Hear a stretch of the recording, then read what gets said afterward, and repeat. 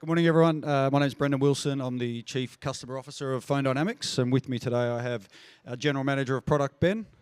Hey everyone, how you doing? We're going to talk to you today about communications and moments that matter, but just a quick recap. We've just rebranded, so we were previously known as Phone Dynamics, so you might have seen us previously at Retail Fest or in market, but we've rebranded to FDX to keep up with the times and look a bit fresher. So hope you're enjoying the new logo, and we'll talk you through a little bit about moments that matter in communications today. It's complex. Retail, it can be incredibly complex. You've got contact centers, stores, you're posting things, you've got people walking in and out, you've got e-commerce, there's a whole raft of things that get really complex. So communications is really important, and often in retail it gets left to be something that's not planned or not structured in your business. It often evolves over time and organically, but it doesn't have a lot of purpose or intent behind it. So we just want to give you a few pointers today on where you should start and the critical moments and how you can do that, how you can build it into your workflows. I think there's a small group here to ask the question of how's your business communicating? Was it organic or did you actually plan and structure it? So I think that's the moment that you want to think about today, is what we're trying to deliver for you is to pick up those points where you can really remove friction and focus on how you interact with your customer. So the three moments that matter that we want to talk about today are particularly when things go wrong, things that drive revenue, and then how you can use the communications, the data that comes from those communications to drive decisions in your business. Communications with your customer is really, really important. And obviously, the more you communicate, the more you interact, the more information you can get, and that sits across your entire business. So there's no part of your business that isn't impacted by your customer if you're not communicating to them properly. Keep going. Communications when things go wrong. Sorry, I got a bit of feedback. Removing friction is really important. So how do you do that? At what points do you communicate with your customer in that journey? Using friction to define those moments is the best way to start thinking about how you actually want to communicate. If you don't communicate, you create frustration, you lose the trust with your customer. So building that trust, over-indexing on communication is the best way. One of the simplest ways to do that is actually through SMS. So SMS is really simple. It can be highly integrated into your business, but it also can be just as simple as having a Google Sheet, putting it into the platform and sending out information and keeping your customers informed. It's really low effort. It's got a huge open rate. It's the highest open rate in market, way better than email. And so using really simple moments that matter to send an SMS to make sure you keep your customer informed, up to date, is really, really important. Alerts, failed orders, any of those things, the more you can do that, the more friction you can remove, the more trust you'll keep with your customer, and the more the chances of them coming back to you is really, really important. So it doesn't have to be really hard for you to introduce extra communications and over-index on communication to your customer. And our role is to help you simplify that, but for you to also always be thinking about, when should I communicate with my customer, how many times and how often, but more importantly, how do I communicate more? How do I give them more information? How do I give them more touch points? It's also worth noting that SMS is really simple as a communication tool, right? Unlike email marketing, where you have to worry about your images, is this the right color, is the text all lined up correctly? You don't have to do any of that with SMS. It's quite literally, you just get your script copy and bam, you can send it out to your entire customer base within minutes, right? It's a super simple communication tool that's really underutilized by a lot of businesses. But it is important to make sure that you don't spam people with it, right? If you send a text message around a public holiday, fantastic. But it's really important that you don't do it too often. Otherwise, they'll start to go unignored. That's when you get your opt-outs. So you really want to keep that audience engaged, only with like real critical, you're really, really trying to drive sales around an event. Yeah, it's really important to understand when you can and can't communicate with your customer and how you can. So if they've placed an order, obviously you have an obligation, but you're also free to communicate with them as much as possible about that particular thing. But if you're just wanting to market to them, then we'll help you. We can help that journey of what the spam rules are and what you can and can't do. the great thing about SMS is it will, when you use it embedded in your business, it actually stops incoming traffic to the business when people are chasing updates. So you can actually remove the friction points, remove overflow onto your call centers and your web chats and bits and pieces by using simply sending an SMS and keeping the customer informed. The second phase of SMS in your business is to have it built into all your workflows, essentially. So it basically becomes embedded through your BSS platforms, and you build the workflow and you track how you want to communicate with that customer at what point. So is it an update? Is it a completion? Is it a dispatch? All of those moments that you can generate in your business, any point that you think you should be telling a customer, you can, and you can simply embed it with SMS. It's really, really easy to do. The workflows, it can be upgraded, changed, and you can increase the frequency as much as you like. So the more you want to do it, the more friction you want to remove, the more complexity in your own journey, the more you want to over-index on that communication, and building more SMS and that is really simple and really easy. Yep. Thank you. Right, so let's talk about return on investment, especially around marketing. So first things first, we kind of already covered it, but SMS and voice, they're really high intent channels. So unlike emails where, apologies if there's any email friends in the audience, but the open rates of SMS and the intent of voice calls is super high. Emails very often, straight to spam. People unsubscribe really easily. It can get lost. Whereas SMS, it's not like that. Furthermore, for most retailers, they're really heavily investing in digital marketing, which is great when you've already, you've driven that traffic to the website. But just because you're getting thousands of impressions, it doesn't necessarily translate to clicks, leads, closed sales. And a lot of retailers are going to struggle to answer some pretty critical questions. Which of my campaigns actually drove that ROI? Which calls have converted? Which of my stores or products are actually performing best? What's my real return on investment? Now, on the topic of marketing and returning on investment, let's maybe just quickly pause and talk about some of the different products in the voice space. Phone words is one of the most powerful. They also know by another name. They're called vanity numbers. So these are numbers that are basically super memorable, right? They're a bit of a throwback to the old texting days, but they use repeating digits or they spell words to not only enhance brand recognition, but also memory recall. But why would you go a normal phone word, a phone word when normal numbers work just as well? So normal numbers are great when you've actually already driven that traffic onto your website. The customer knows who you are already. They're on your website.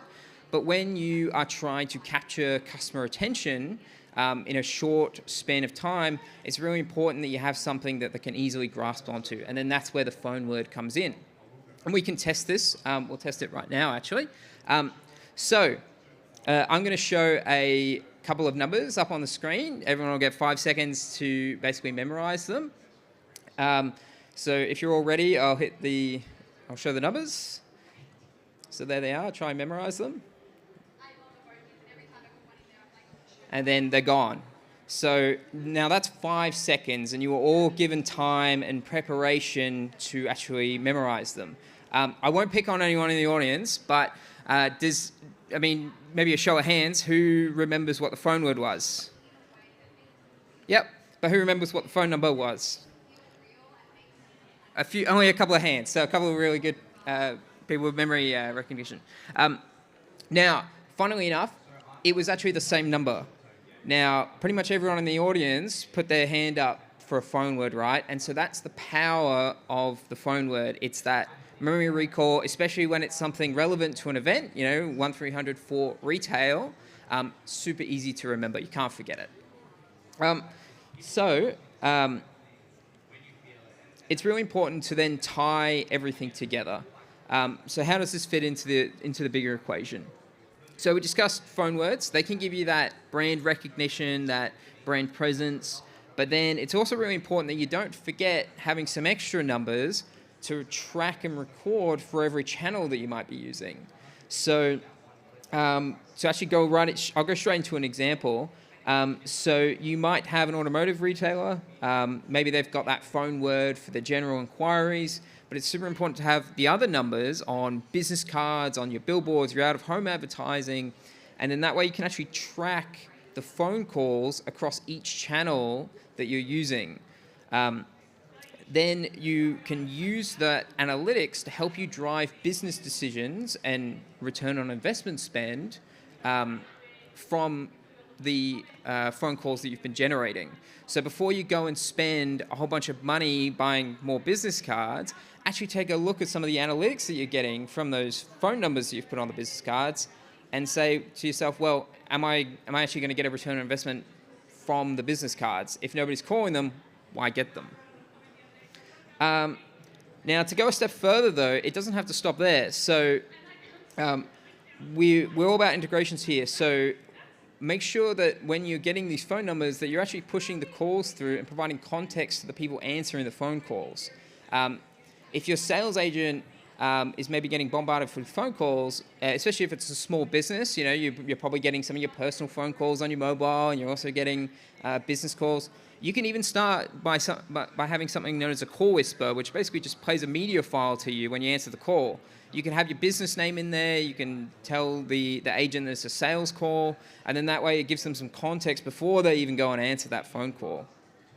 You can then even take it even further, and if you've got your CRM or any sort of other inventory system or what have you, you can even integrate to that to push in real time information about that phone call so that the agent sitting there can actually have it pop up on the screen.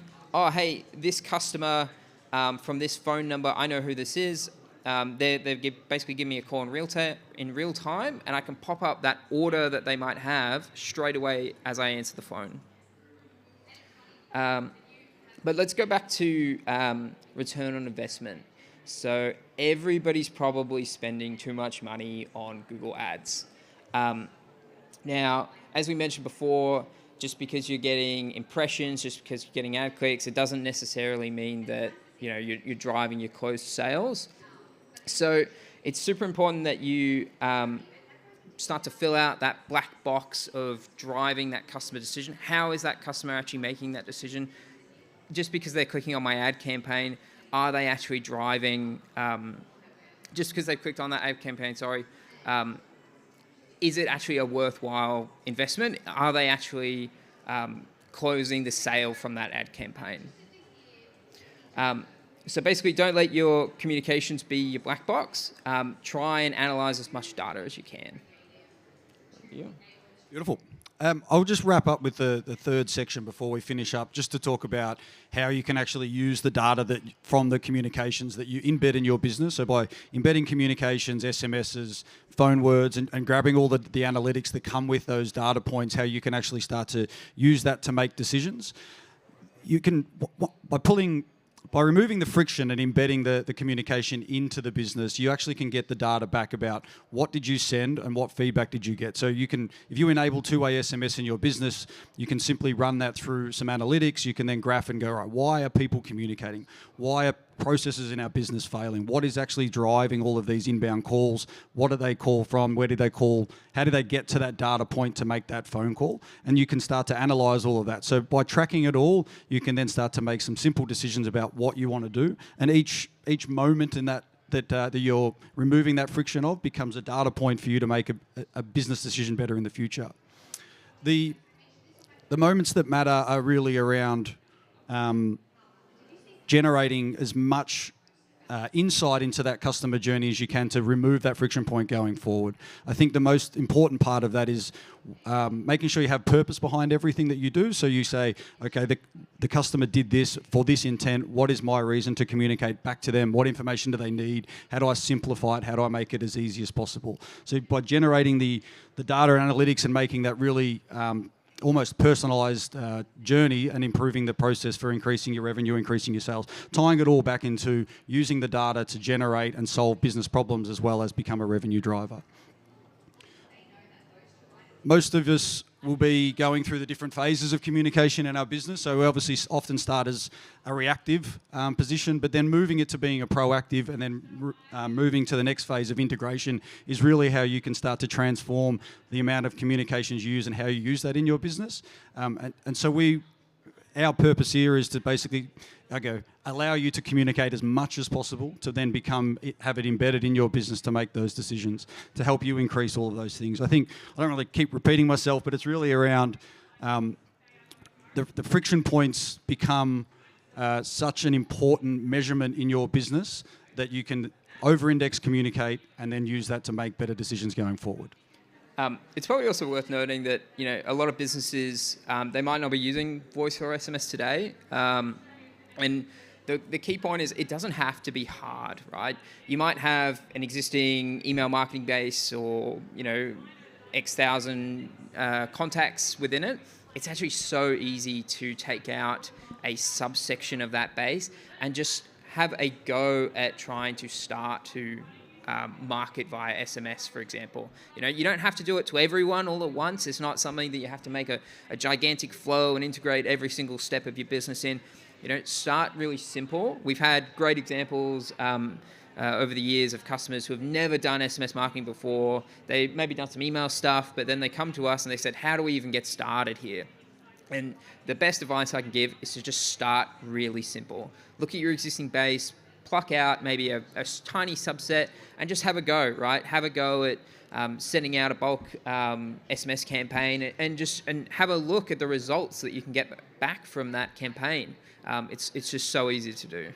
Some of the practical measures of that actually are, so we did one recently where we helped a customer send their first SMS campaign. We didn't have any reply information or encourage anyone to reply, but we actually tracked all the replies that we got back, and we found that it identified problems and customer issues that were going on that they weren't aware of. So they sent out a marketing message going, hey, this is my Father's Day special. It was actually for Father's Day, but Mother's Day being this weekend, we'll talk about Mother's Day. You send it out, you go, hey, Mother's Day's coming, buy Mum flowers, and it comes back. And we can track through our platform. We were able to track, and it said, "Stop marketing to me because you've actually got a problem. You haven't delivered my old order." And so we sent that information straight through to their customer service desk. They were able to get on the front foot and help that customer out. So it's almost the unintended consequences of SMS actually enabled and found holes that they actually weren't aware of. Some of the other conversations we've had here, just to give you examples and touch points that you might want to think about in your business. Product recalls. So if you're obligated to go and tell your customers if there is a recall, you need to be able to have a quick, simple way to do that. And so whilst you might have SMS completely embedded into the business, to have access to a platform where you can just pull a data point and go, all right, all the customers that have purchased this, I need to send them an SMS today. And you can quickly upload that into a Google spreadsheet. So what I'm saying there is, whilst it could be all fully embedded in the business and throughout all your systems, at a pinch moment, you can actually jump in a platform and do it. And so it isn't hard.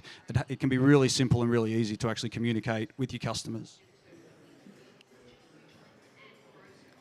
Some questions for yourselves to think about around when you make removing these friction points, I think is probably the way to have a think about this. It's what's going on in my business, why are these things happening, and then how can I communicate with my customers better? How can I use that information to make better outcomes for that customer journey? And hopefully that improves your CSAT, your NPS, and drives more customers back through to your business. We're good? All right. Thank you. I hope that was informative. We just wanted to share that communications is easy. We can make it really easy for you, but for you, it's around mapping those flows, thinking about all those friction points that you should. Think about over-indexing on that communication. We've had some other examples today where it's like, well, I send an SMS receipt to my customer. That's great. That's tick one. They've got that. They don't lose it. Tick two, now you know what you sent them about. You run some analytics over what your customers bought, and now you can send them information via SMS about that product. And so you keep the customer journey going. You keep your customer informed. So there's a whole journey of events that will go in your cycle with your customer depending on what you're doing, and there's also the moments that matter about removing friction. So you want to think about it from a driving revenue campaign, a returning customer campaign, but also then how do you simplify your business and remove any friction points to keep those customers happy, particularly in times of friction, the moments that cause friction when something goes wrong in that journey. Thank you. I hope that was helpful and informative. We're here for the rest of today, and come and see the team, and we can have a chat and see if we can help you out. Cheers.